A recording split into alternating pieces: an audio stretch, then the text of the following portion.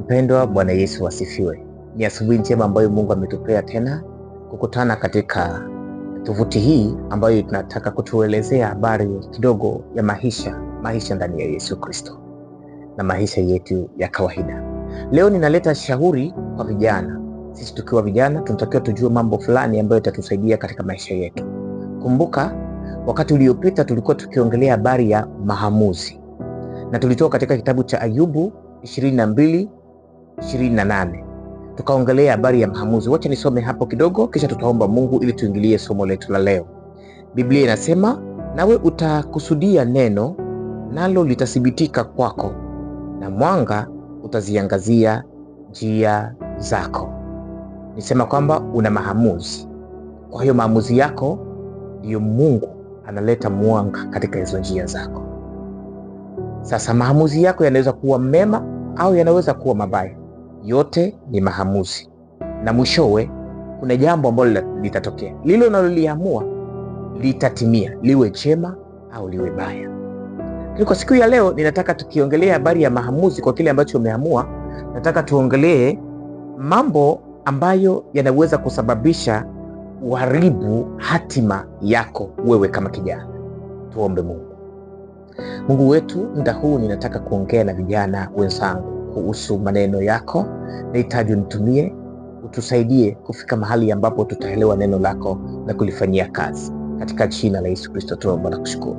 Amen, amen, amen. Ukitaka kuniita uniite Evangelist Michael Shemi Kalamo. Kwa muda huu unapatikana Mombasa.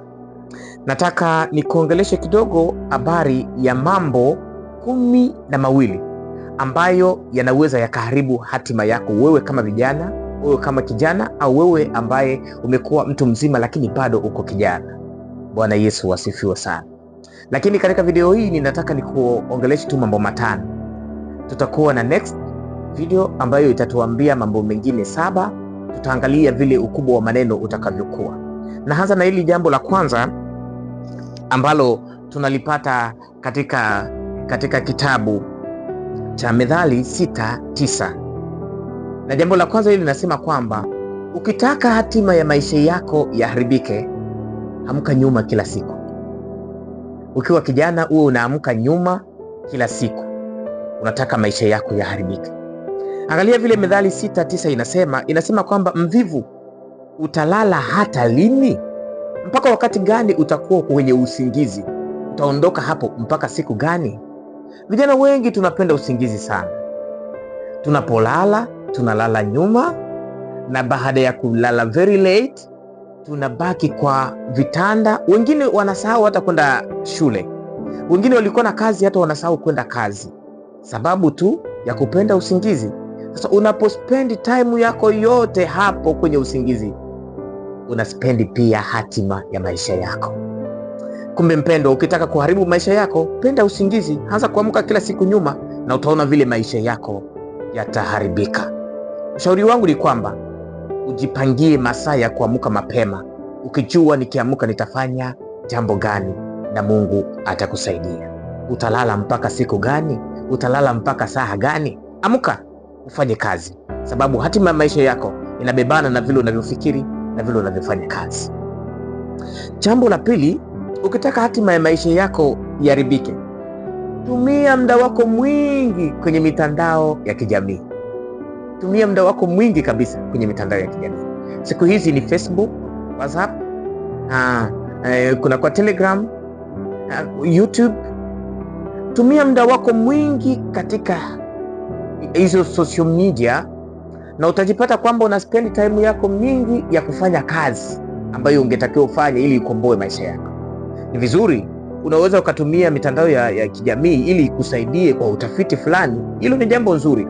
Lakini kama unatumia muda wako kupoteza time ukiangalia, huyu amejiposti vizuri leo, huyu dada anakuwa na pose nzuri, huyu amekufa, na huyu naye alikufa, huyu naye alifanyaje? So muda wako unapoteza hivyo, una scroll, unapanda juu, unashuka, unapanda juu, tena ameposti, tena amefanya hivi. Poteza muda wako hivyo, na utajikuta hatima ya maisha yako utakuwa umeipoteza pia.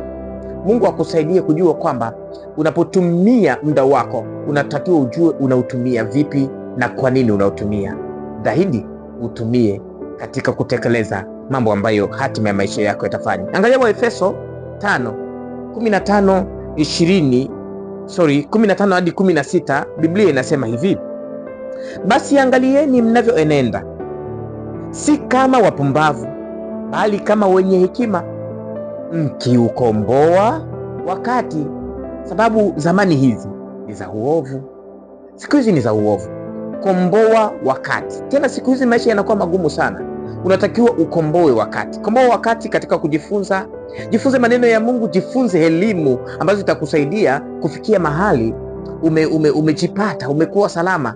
Kama huku kufanikiwa kwenda kwa kazi za kwa shule, tafuta uangalie namna gani unaweza kufanya hata kazi za mikono, fanya uchuuzi ili ufikie mahali ambapo Mungu atakuinua, Mungu atakusaidia. Komboa wakati wako. Wacha kukaa kwenye mitandao ya kijamii isikupotezee muda.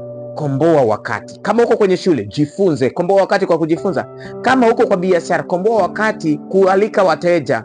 Kama uko katika Ukristo, komboa wakati pia kusoma neno la Mungu, sababu ndani ya neno la Mungu kuna hekima ambayo iko ndani yake.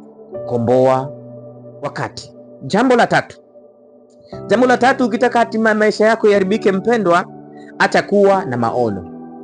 Usikuwe na maono kabisa. Useme kwamba mimi nitaenda kwa kubahatisha, maisha yangu yatabahatisha tu. Unapokwenda kwamba utakuwa ukibahatisha kila wakati, unakosewa maono, huna mwelekeo, huna malengo ya maisha. Angalia vile Methali 16:3 inasema hivi: mkabidhi Bwana kazi zako na mawazo yako yatathibitika. So unatakiwa umwambie Mungu jambo. Sio kwamba utakwenda kwa Mungu mwambie Bwana mimi sijui ni nini nitafanya. Mwambie Mungu jambo. Sasa ndiyo hapo yale mawazo yako nayokuwa akiyafikiri yatafanikiwa. Lakini pia Yoheli anasema kwamba vijana watapata maono. Unatakiwa uwe na maono. Unajua mtazamo wako, una ndoto ambazo unatakiwa uzitekeleze. Usikuwe kwamba unaota utajenga mambo angani, nyumba angani, utakuwa na uifanyie kazi. Umwambie Mungu katika hayo mawazo yako unataka ufanye nini. Lakini pia katika maono, waza mambo ambayo yako katika level yako, ambayo unaweza kutimiza. Anza na mambo madogo madogo na utafikia wakati utafikia kwa mambo makubwa. Usiwaze makubwa na huku madogo hujaweza kuyatekeleza. Mungu akusaidie. Jambo letu la 4 linasema kwamba ukitaka hatima ya maisha yako iharibike, mpendwa, ishi kwa mtazamo wa watu wengine. Ishi tu ili watu wengine wakuone kwamba umependeza, watu wengine wakuone kwamba uko sawa, watu wengine wakuone kwamba sasa huyu amefika level fulani. So unataka uangalie vile wengine wamekuwa kwenye social media, huyu amevalia hii nguo, nataka na mimi niivae ili na mimi nipate kuonekana, watu wengine wanione kwamba mimi niko smart, mimi niko vizuri kwa muonekano wa watu wengine. Ukiishi hivyo, hatima ya maisha yako pia itaharibika, mpendwa. Angalia Wagalatia 1:10 inasema hivi: je, natafuta kibali cha wanadamu au cha Mungu? Au natafuta kupendeza wanadamu? So ukiishi ili upendeze wanadamu, utafikia wakati kitakukosti, utapata shida. Tafuta namna utampendeza Mungu na ufuatane na kile ambacho Mungu amekupelekea. Maisha yako yatakuwa mazuri kama utakomboa wakati wako katika kutafuta mapenzi ya Mungu. Angalia Warumi 12:2 inasema kwamba msifuatishe namna ya dunia hii. Acha kutafutisha namna ya dunia hii, acha kuifuatilisha. Na jambo la tano tunalipata katika kitabu cha Wakorintho wa pili 10:12 inasema hivi: hatuthubutu kujihesabu pamoja na wale wanaojisifu wala kujilinganisha nao, bali wao wenyewe wakijipima kwa kipimo chao wenyewe na kujilinganisha nafsi zao na nafsi zao hawana akili. So jambo la 5 ni usijilingani. Ukitaka hatima ya maisha yako iharibike, jilinganishe na watu wengine. Ninataka niwe kama mtoto wa Donald Trump, nivae kama mtoto wa rais wetu, nikuwe hivyo. Kama hujafikia hiyo level, ndugu yangu, enda pole. Mungu atakuinua. Nataka Mungu akusaidie ili uangalie namna gani ya kutengeneza hatima ya maisha.